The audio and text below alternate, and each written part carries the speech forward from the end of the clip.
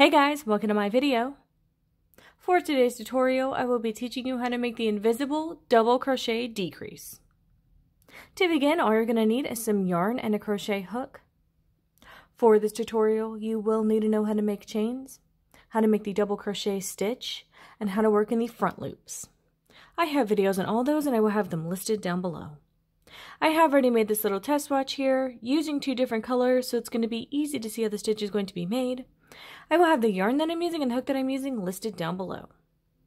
For the body of my test swatch, I used regular double crochet stitches, and on the row that I'm currently working, I have made 3 chains. I'm going to make one regular double crochet into this first stitch.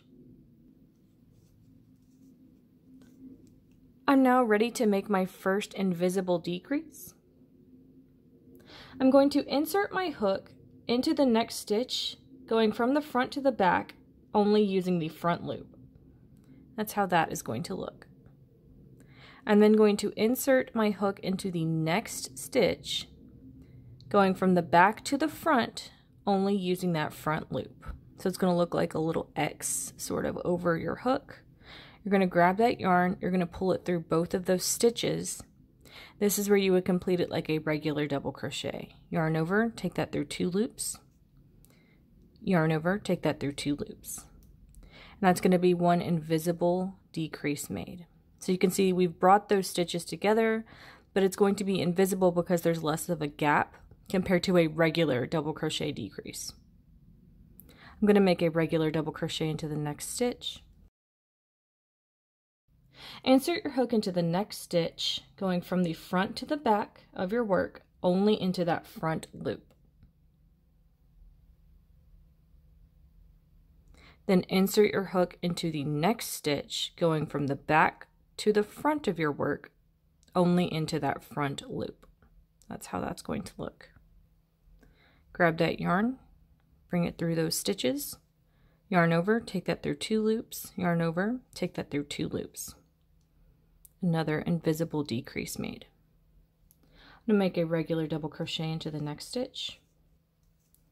Ready for another decrease. Insert your hook into the next stitch, going from the front to the back, only into that front loop. Insert your hook into the next stitch, going from the back of your work to the front of your work, only into that front loop. That's how that's going to look. Yarn over, take that through those stitches. Yarn over, take that through 2 loops. Yarn over, take that through 2 loops. One regular double crochet into the next stitch. I'm going to repeat these steps for the rest of my row.